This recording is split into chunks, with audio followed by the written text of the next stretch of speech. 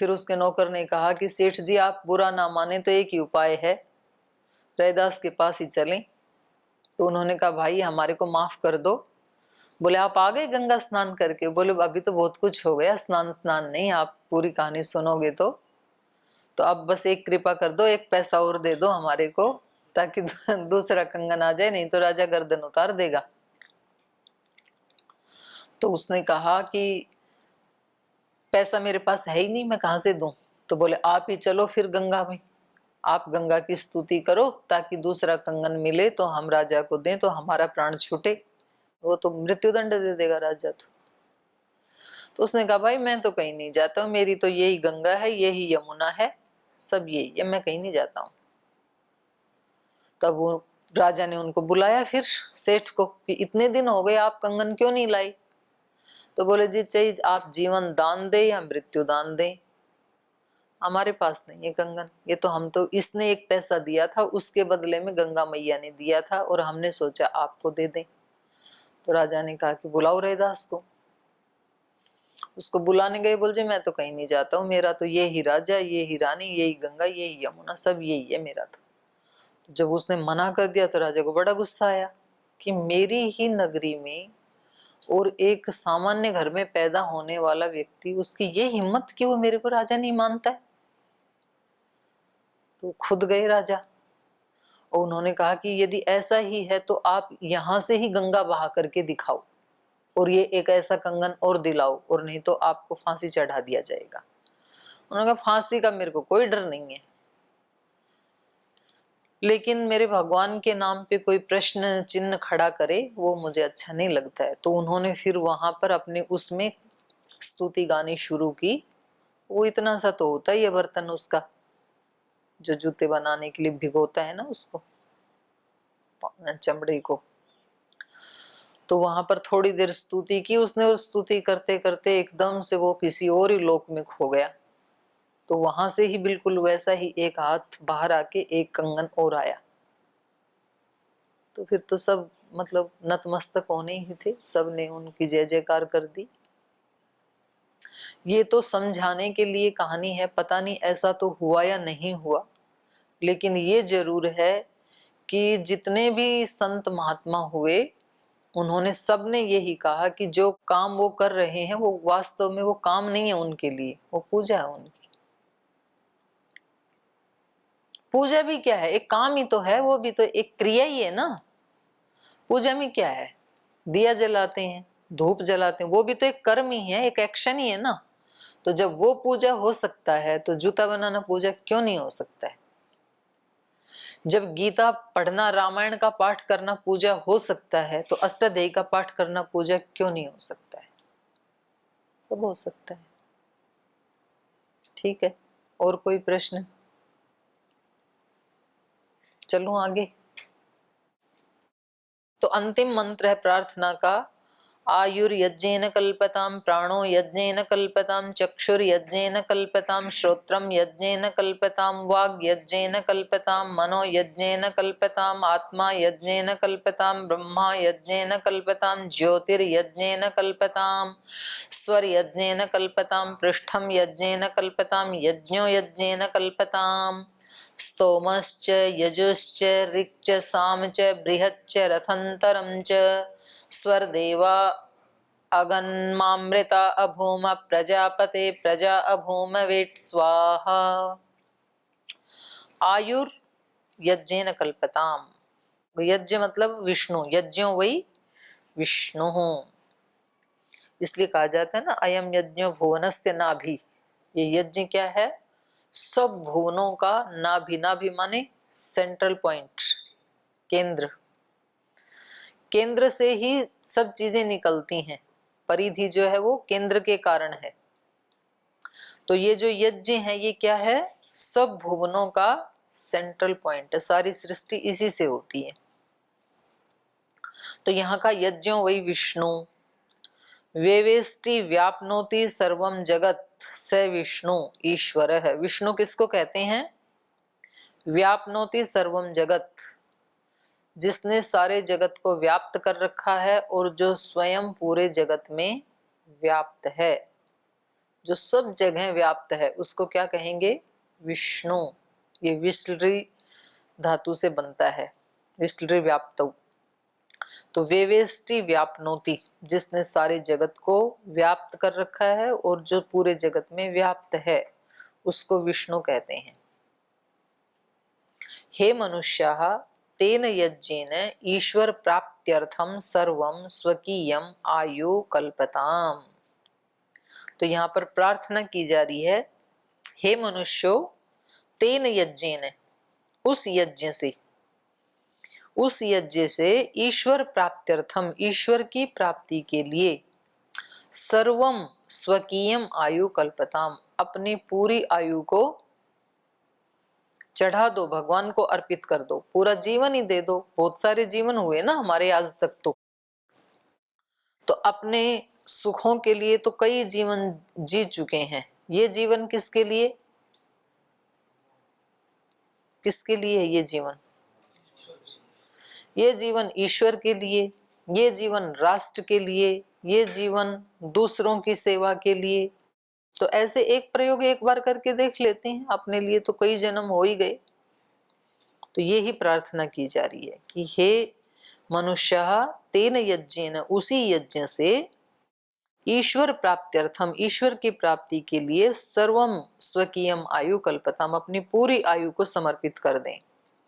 यद अस्मदीय आयु अस्ति, जो हमारी आयु है, तद ईश्वरेण कल्पताम, वो ईश्वर के द्वारा ही दी गई है। परमेश्वराय समर्पितम भवतु, इसलिए वो परमेश्वर के लिए ही समर्पित कर दें। तेरा तुझको अर्पण, भगवान का ही दिया हुआ जीवन है, भगवान के लिए ही ये समर्पित है।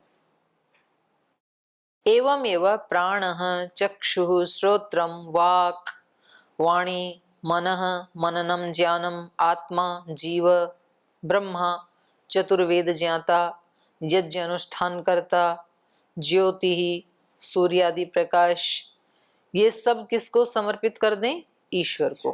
कह रहे हैं अपनी एक एक चीज। एवं एवं प्राणः, सबसे पहले कहा प्राण, अपने प्राण किसके लिए समर्पित? ईश्वर के लिए। तो प्राण समर्पित का मतलब क्या है? प्राण निकाल के कहीं मंदिर में थोड़ी चढ़ाने हैं।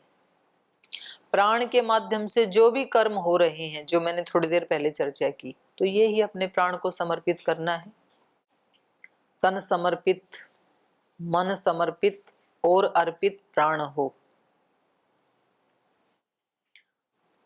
और ऐसे ही कहा चक्षु, आंखें भी भगवान को समर्पित, श्रोत्रम, श्रोत्र भी भगवान को समर्पित, वाक, वाणी भी समर्पित, मनः, मन समर्पित। तो इसका मतलब क्या हुआ?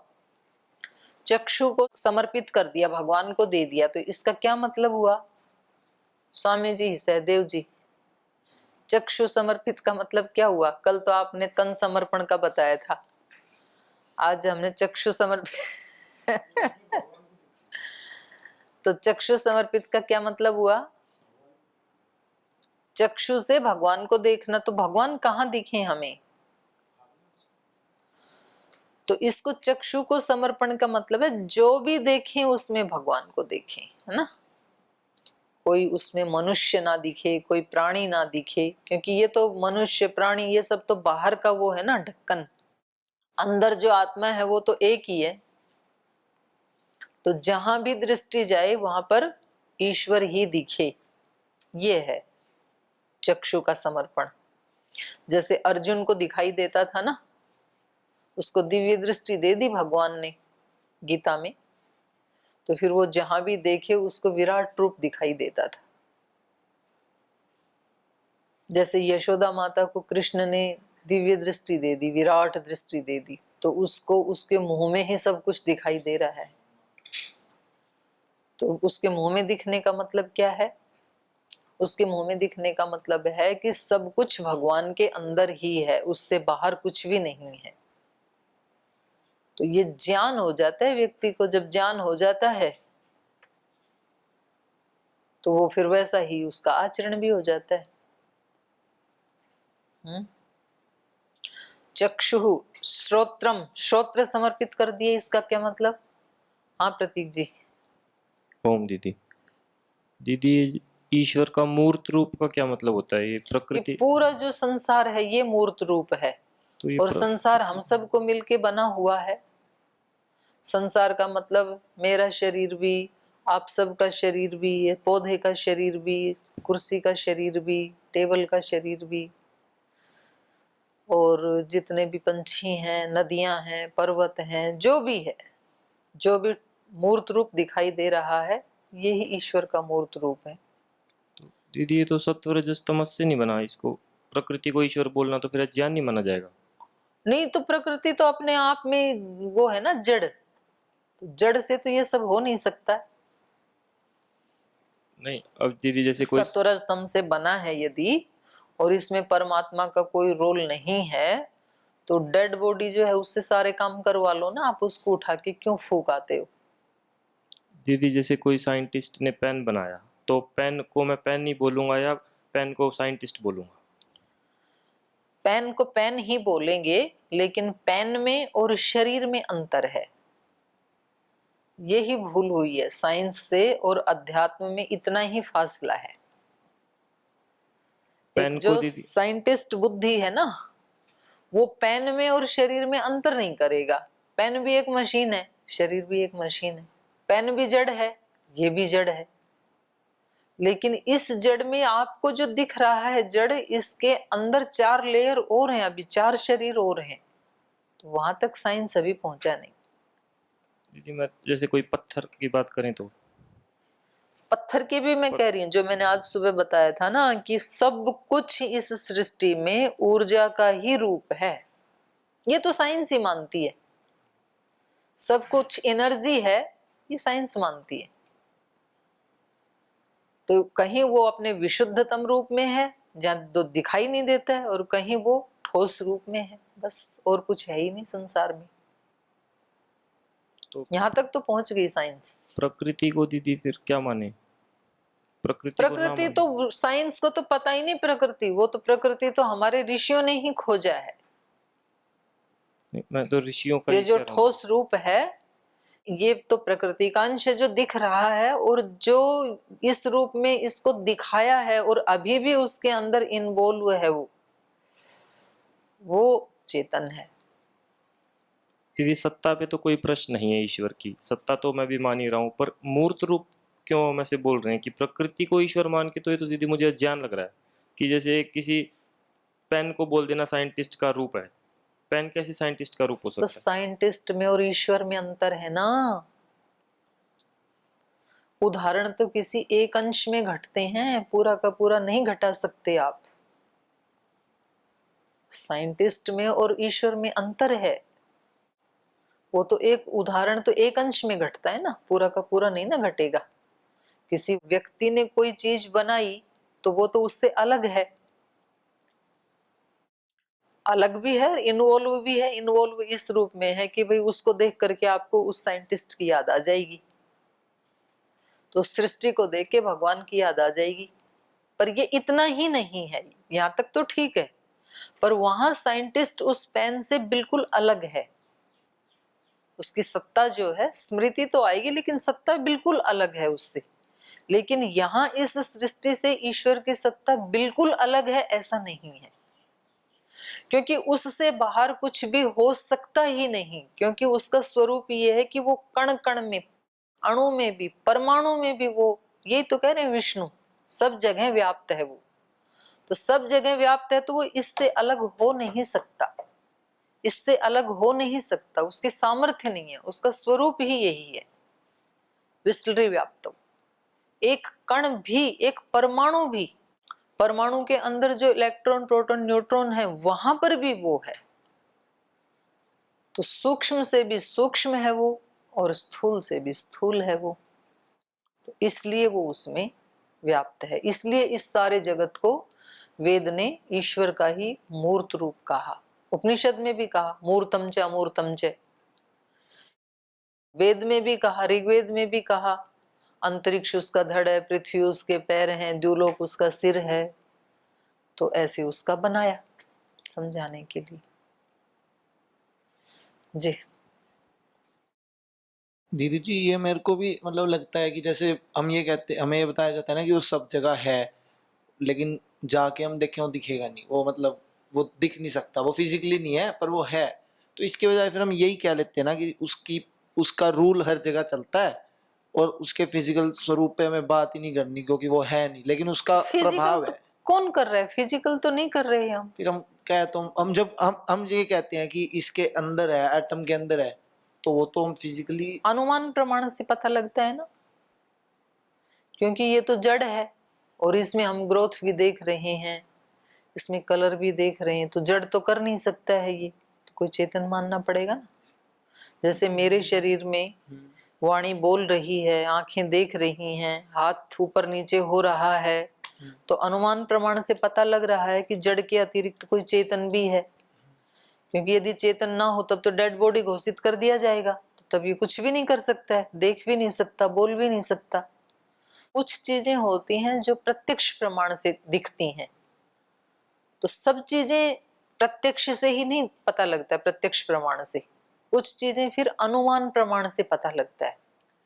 मतलब मैं ये कह रहा हूँ कि बस कि हम ये ऐसे नहीं कह सकते थे कि वो उसका रूल हर जगह चलता है, कैसे मतलब कहोगे, आपके पास क्या पैमाना है कि उसका रूल चलता है? ये बात आपने किस बेस के ऊपर कही? ये तो दिखता है, मतलब अच्छा, अनुमान ये तो जैसे। दिखता है और ये तो अनुमान से दिखता है, पर वो ही है ये नहीं दिखता है। मतलब वही वो जैसे इसका रूल चल रहा है यहाँ पे, जैसे क्योंकि कोई। आप भाई, आपकी बुद्धि यहाँ तक काम कर रही है, छोटे बच्चे को तो ये भी नहीं पता लगेगा कि उसका रूल चलता है।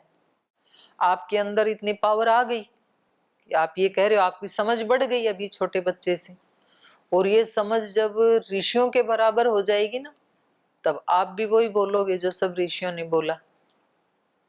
तो ये तो हमारी चेतना के विकास के ऊपर डिपेंड करता है। जितना जितना विकास होगा ना जिस फील्ड में, उसको उस फील्ड के बारे में उतनी उतनी जानकारियां ज्यादा होती चली जाएंगी। अब जैसे मेरे को कोई इंजीनियरिंग के बारे में पूछेगा तो मुझे तो कुछ भी नहीं पता है, और मेरे से भी कम उम्र का कोई स्टूडेंट है यदि, तो उसको मेरे से ज्यादा पता है। तो ऐसे कितने सारे फील्ड हैं जिनके बारे में हमें कुछ भी नहीं पता, और हमारी से भी कम उम्र के जो बच्चे हैं उनको बहुत कुछ पता है। तो जिस फील्ड में जिस व्यक्ति की जितनी नॉलेज बढ़ती चली जाएगी, मेरी नॉलेज नहीं है इसलिए मुझे नहीं पता है, उस व्यक्ति की बढ़ गई, उसको पता है। तो इस फील्ड में हमारे ऋषियों की नॉलेज इतनी बढ़ गई कि उन्होंने पूरा खोल के रख दिया कि ये दिख रहा है, इसमें क्या है, इसके पीछे क्या है। ठीक है। और फिर जितना अपने को समझ में आया उतना जब हम जीने लगते हैं तो अपने को भी वही अनुभूति होती है। एकम सद्विप्रा बहुधा वदंती, एक ही सत्य को अलग अलग लोग अलग अलग प्रकार से अभिव्यक्त तो करते हैं, लेकिन करते एक ही सत्य को हैं, सब वो ही कहते हैं, सबने वो ही स्वरूप बताया। जितने भी लोगों ने उसको जाना ना, अलग अलग संप्रदायों में, मत में, पंथ में, वो ही रूप बताया उन्होंने, उनकी भाषा अलग अलग थी। तो चलो आज इसको पूरा कर देते हैं।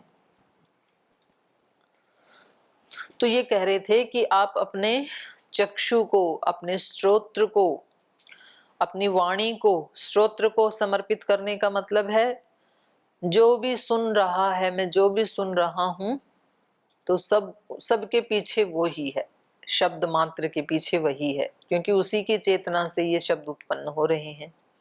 ऐसे ही वाणी, ऐसे ही मन, आत्मा, जीव और ब्रह्मा, ब्रह्मा का मतलब है चतुर्वेद ज्ञाता, चारों वेदों को जो जानने वाला है, यज्ञ अनुष्ठान करता, जो यज्ञ का अनुष्ठान करने वाला है। ज्योति ही, ज्योति का मतलब है सूर्य, चंद्र, नक्षत्र, तारे, सितारे, ये सब। और धर्म, धर्म मतलब न्याय। श्वः, श्वः मतलब सुखम, सुख। स्व का मतलब सुख है संस्कृत में। तो अपने सुख भी उसको अर्पित कर दें, अपना धर्म भी, ज्योति भी, भूमि आदि अधिकरणम, यज्ञों अश्वमेधादि शिल्प क्रियामयो व स्तुति समूह, यजुर्वेद अध्ययन, ऋग्वेद अध्ययन, सामवेद अध्ययन और चकारात अथर्ववेद अध्ययनम च महत् क्रिया सिद्धि फल भोग शिल्प विद्याजन्यम वस्तु अस्मदीयम एतत् सर्वम, ये हमारे लिए ये सारा संसार है, तो फिर हम कह सकते हैं ना भी सूर्य भी मेरा, चंद्र भी मेरा, जो कुछ भी मेरा है वो सब कुछ परमेश्वराय समर्पितम अस्तु, भगवान के ही समर्पित है। ये न वयम कृतज्ञ स्याम, क्यों करें भगवान को समर्पित? इसलिए करें ताकि हमारे अंदर कृतज्ञता आ जाए, अहंकार ना आए, अपने अहंकार को तोड़ने के लिए। सब आपका ही है। व्यक्ति ऐसे बोलता तो है सब आपका ही है, अंदर से उसको पता होता है कि ये मेरा है। किसी के घर जाते हैं तो बोल देते हैं ना, भाई आपके बच्चे तो बड़े होनहार हैं। अजय हमारे क्या है, आपके ही हैं, आपके ही हैं, तो लो मैं इनको लेके जाती हूँ अभी गुरुकुल में, तो तब नहीं ले जाने देंगे। तो ऐसे हम ऊपर से तो बोलते हैं, लेकिन ये फैक्ट है कि सब कुछ ईश्वर का ही है। तीनों लोक में एक सुई की नोक के बराबर छोटी सी भी वस्तु हमारी नहीं है, नहीं है, नहीं है, हो सकती नहीं है। और ये भ्रम हमारा मृत्यु 1 मिनट में तोड़ देती है। जैसे ही मौत आती है ना व्यक्ति की, सब कुछ छूट जाता है, उससे यहीं रह जाता है। लेकिन अब वो अनुभव करने वाला तो है ही नहीं, वो तो गया, और जिंदगी में अनुभव हुआ नहीं। और जब अनुभव हुआ तब वो यहाँ रहा नहीं, वो तो चला गया। और उसके जीवन को देख के हम समझते हैं नहीं, हमें लगता है उसका नहीं होगा, हमारा तो है, ये घर मेरा ही है, जीवन मेरा ही है, मेरे ही हाथ में है, मैं ही इसका मालिक हूँ। तो ये किसी किसी को समझ में आ जाता है दूसरे का देख करके, तो वो फिर अपना रास्ता बदल लेते हैं, फिर दुनिया की तरह से नहीं चलते हैं जैसे आप लोगों ने बदल लिया। तो ये कह रहे हैं जितनी भी वस्तुएं हैं परमेश्वराय समर्पितम अस्तु, ये परमेश्वर के लिए समर्पित हैं। ये न वयम कृतज्ञ स्याम, जिससे कि हम उनके कृतज्ञ हो जाएं। वस्तुओं का प्रयोग करेंगे सब, उसकी कोई मनाही नहीं है, लेकिन मन में बस एक ये भाव रहता है कि ये मेरा नहीं है। जिस आसन पे आप बैठे हो तो उसको प्रयोग कर ही रहे हो ना, लेकिन इसके ऊपर आपका ये दावा नहीं है कि ये मेरा है। कोई दूसरा आके इस पे बैठेगा तो आप झगड़ा नहीं करोगे, तो ये कोई रट थोड़ी रहे हो मेरा नहीं है, मेरा नहीं है। अंदर से भाव है, एक समझ है। और ये समझ जैसे एक आसन के लिए आपने अपने अंदर स्थापित कर ली, ऐसे सब वस्तुओं के लिए भी स्थापित की जा सकती हैं। और कुछ लोगों ने स्थापित की, तो इसलिए उन्होंने बड़ा आनंद से अपना जीवन जिया। एवं कृते परम कारुणिकः परमेश्वरः सर्वोत्तमं सुखम अस्मभ्यं दद्यात्। एवं कृते, ऐसा करने पर, जब हम कहते हैं ना कि सब कुछ ईश्वर का और मैं भी ईश्वर का, क्योंकि सब कुछ में मैं भी तो आ गया, ये सबसे अंतिम चीज होती है। व्यक्ति सब कुछ तो चढ़ा देता है, अपने आप को बचा के रख लेता है कि मेरा घर भी आपका, मेरे बच्चे भी आपके, धन भी आपका, सब आपका, और फिर लेकिन मैं अलग हूं, तो ये मेरा मेरा करके मैं को बचा लिया। फिर तो लास्ट में वो अपने को भी चढ़ा देता है। तो एवं कृते, ऐसा करने पर, परम कारुणिकः परमेश्वर, परम करुणा से युक्त परमेश्वर, सर्वोत्तमम सुखम अस्मभ्यम दद्यात्, तो फिर भगवान भी सर्वोत्तम सुख उसको दे देता है। जब मुझ सहित मेरा सब कुछ भगवान को समर्पित है, तो फिर भगवान का सब कुछ इस साधक के लिए हो जाता है। जितने अंश में हम समर्पण हमारा घटित होता है, समर्पित होते हैं, उतने अंश में हमें ईश्वर मिलते हैं। अगर हमने मैं और मेरे को 10% समर्पित किया है, तो आपको ईश्वर की 10% कृपा मिल जाएगी। और 50% समर्पण कर दिया तो 50% मिल जाएगी। और अपने आप को 100% समर्पित कर दिया तो ईश्वर भी अब 100% आपके लिए है। 100% मतलब जो ईश्वर का स्वरूप है उसको पूरे को तो आप जान नहीं सकते, क्योंकि वो आत्मा की सामर्थ्य के बाहर है, अल्पज्ञ है ना ये तो। पर ये उसको बस उसी रूप में जान पाएगा कि वो अनंत है, वो ही उसका रूप है। तो यहाँ पर बताया कि इस तरह कोई जीवन जीता है तो वो परम कारुणिक ईश्वर उसको सर्वोत्तम सुख दे देता है। ये न वयम सुखे प्रकाशिता परम आनंद मोक्षम सर्वदा प्राप्ता भवे में। तो जिससे हम स्वर देवा माने सुखे प्रकाशिता, सुख से प्रकाशित होकर, सुख में प्रकाशित होकर के परम आनंद, जिससे बड़ा आनंद और कोई नहीं है, ऐसे उस मोक्ष को सर्वदा प्राप्ता भवे में। ये महर्षि दयानंद लिख रहे हैं। बड़े तार्किक सन्यासी हुए हैं, ऐसे कोई भी बात ऐसे नहीं कह दे रहे हैं वो। तो ये उनकी अपनी अनुभूति है, तब वो लिख रहे हैं। आगे कहा तथा वयम परमेश्वरस्य प्रजा अभूमा, हम भगवान की प्रजाएं बन जाएं। प्रजा का मतलब संतान, तो हम भगवान के संतान बन जाएं। अर्थात परमेश्वरम विहाय अन्य मनुष्यम राजानम नैव कदाचित मन्यामहे इति। एक परमेश्वर को छोड़ के और किसी राजा आदि को हम अपना स्तुति या प्रार्थना का आलंबन नहीं बना सकते, उसी को बनाएंगे। जो कुछ मांगना है तो उसी से मांगेंगे हम। एवं जाते, ऐसा होने पर वेट स्वाहा सदा वयम सत्यम वदामः, सदा हम सत्य बोलेंगे। भवद आज्ञा करणे परम प्रयत्न उत्साहवंतो अभूमा, अभूमा मतलब भवेमा। तो कह रहे हैं इस प्रकार से हम सदा, जब हम आपके हो गए तो सदा सत्य ही बोलेंगे और आपकी आज्ञा से परम प्रयत्न वाले होंगे। भगवान कैसे प्रयत्न करते हैं, भगवान के प्रयत्न कैसे हैं, उत्कृष्ट कोटि के। तो ऐसे ही इस साधक का प्रयत्न भी कैसा होगा, उत्कृष्ट कोटि का, आलसी प्रमादी नहीं होगा ये। परम प्रयत्न, जैसे महर्षि दयानंद का प्रयत्न कैसा था, परम प्रयत्न।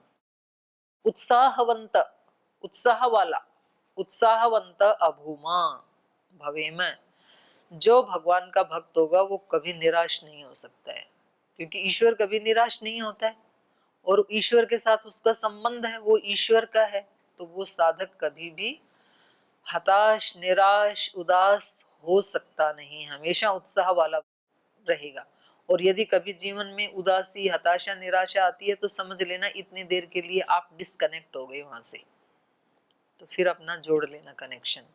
माँ कदाचित भवद आज्ञा विरोधिनो वयम अभूमा, हे भगवान हम कभी भी आपकी आज्ञा के विरोधी ना हो, किंतु भवत सेवायाम सदैव पुत्रवत वर्तेमहि, आपकी आज्ञा में, आपकी सेवा में सदा पुत्र के समान हम व्यवहार करें। जैसे पुत्र अपने माता पिता की आज्ञा में रहते हैं, ऐसे हम भगवान के पुत्र पुत्रियां हैं, तो हम उसकी आज्ञा में सदा वर्तेमहि, बरतें, आचरण करें।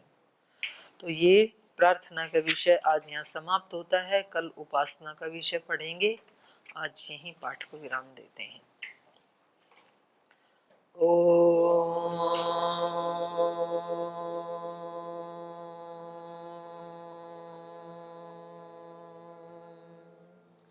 शांति शांति शांति। श्री गुरुभ्यो नमः।